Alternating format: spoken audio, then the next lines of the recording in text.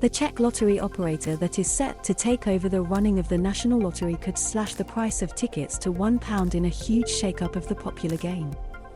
Allwyn, which runs lotteries in Austria, the Czech Republic, Greece and Italy, has been named the preferred applicant to take over the venture in 2024.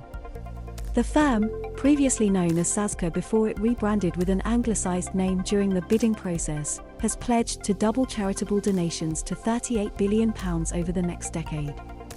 Allwyn has proposed halving ticket prices to £1, part of its bid to take over the running of the national lottery, after Camelot doubled the cost of entry to £2 in 2013.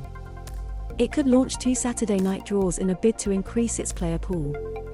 While punters will welcome cheaper costs, Allwyn, who expects to be named the official operator of the national lottery once the 10-day cooling-off period expires, will hope halving ticket prices can spur on more players to participate. Figures released by Camelot paint a rosy picture at the company, recording 62% growth in sales since 2009, while 60% of UK adults regularly play national lottery games. Despite this, the Hertfordshire-based group lost out to its Czech rivals during the bidding process. Mail Online understands the Allwyn bid was a technology-first approach that highlighted a commitment to furthering its spend on good causes. Camelot is now expected to take the decision to the courts after reportedly appointing one of Britain's top QCs, Lord Pannick, to lead its legal fight. Any legal challenge is expected to be predicated on the scorecard system used for grading the for national lottery bidders, The Times reports. Czech group Allwyn, which runs lotteries in Austria, the Czech Republic, Greece and Italy, has been named the preferred applicant to take over the national lottery in 2024. Hertfordshire-based Camelot lost out to its Czech rivals during the bidding process after holding the licence for 28 years. Mail Online understands the Allwyn bid was a tech-first approach that highlighted a commitment to furthering its spend on good cause. Camelot chief executive Nigel Railton said the company was incredibly disappointed and would be considering its options. Allwyn is said to have spent £9 million on its bid to become the next lottery operator, and has even appointed Lord Sebastian Coe, the president of World Athletics, to its board as a non-executive director. While the company has promised to transform the national lottery, Allwyn's bid has been cloaked in secrecy and was far from plain sailing. But it was less controversial compared to the second national lottery license renewal in 2000, when Camelot were initially disqualified from the bidding process and the license was awarded to Richard Branson's Virgin Group People's Lottery. Camelot challenged the decision in the High Court, winning their case and being re-awarded the national lottery license a year later. Branson would describe the decision as cowardly. Throughout its 28-year tenure, Camelot has been praised for its contributions to good causes, but has also faced its fair share of criticism. Julian Knight, chair of the House of Commons Culture Committee, said, "Camelot has had this now over 2 decades and done a pretty good job in the main, but there were some real concerns during the last lottery license that they veered toward games that didn't return as much to good causes." It doubled the cost of a national lottery ticket to £2 in 2013, before watching sales plunge almost 10% after the odds on the lotto were tweaked 3 years later. Camelot's 30-year hold over the national lottery. Camelot has also boasted that it has created more than 6,300 millionaires or multimillionaires since the launch in 1994. Pictured, Holly Saul and Ben Lowther, from Cambridge, who won £1 million in a Euromillions draw when Prime Minister John Major launched ticket sales for a new national lottery in November 1994. He said Britain would be a lot richer because of the lottery. It is in every sense the people's lottery. Since then, hundreds of millions of ticket stubs have been bought at shop kiosks and online, and some lucky 6,300 people have become overnight millionaires or multimillionaires. The lottery was a success from the start, with more than 20 million tuning in to watch the first ever draw on November 19th, presented by Noel Edmonds. The first lotto numbers drawn were 30, 3, 5, 44, 14, and 22. The bonus was 10, and 7 jackpot winners shared a prize of £5,874,778.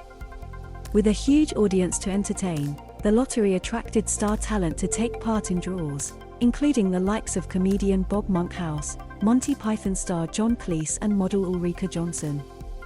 Constant attempts to reinvent the offering for the primetime Saturday slot in the run-up to draw led 20-game shows over the years, such as Dale Winton's In It to Win It and Brian Conley's We've Got Your Number, where contestants answered questions for cash prizes. A second lottery draw, Thunderball, was introduced by Camelot on the 12th of June 1999. Throughout the early 2000s and 2010s, Camelot saw off attempts to take over their license and was renewed or extended 4 times until 2024. Its 28-year hold on the UK lottery has led Camelot to be described as one of the most efficient and robust lotteries in Europe, but has also meant criticism. The excitement and novelty value of the weekly lottery draw is not what it used to be, and the game shows have not featured since 2017.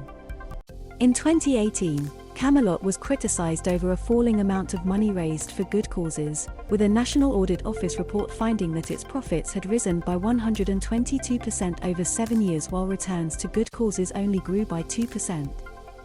MPs have also criticised Camelot's move towards app-based games rather than traditional draws, claiming it risks worsening problem gambling and reducing the amounts given to good causes. More recently, Camelot has responded to declining sales by launching new products, such as Euromillions, with huge rollover jackpots, and Set for Life, where players can win £10,000 a month for 30 years. It has also sought out new markets with scratch cards and online instant win games, which give players a much greater chance of winning small amounts of cash. These games have proved popular, but because more money is handed out in prizes, a smaller percentage of the ticket price goes to good causes.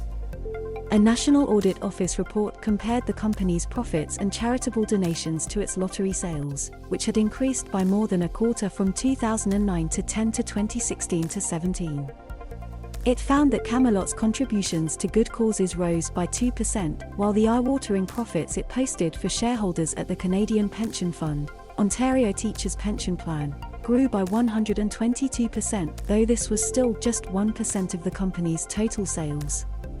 The national watchdog later fined Camelot over mobile app glitches, and Camelot faced fresh scrutiny when it was revealed it had paid out £2.5 million in prize money to a stir 3 years ago.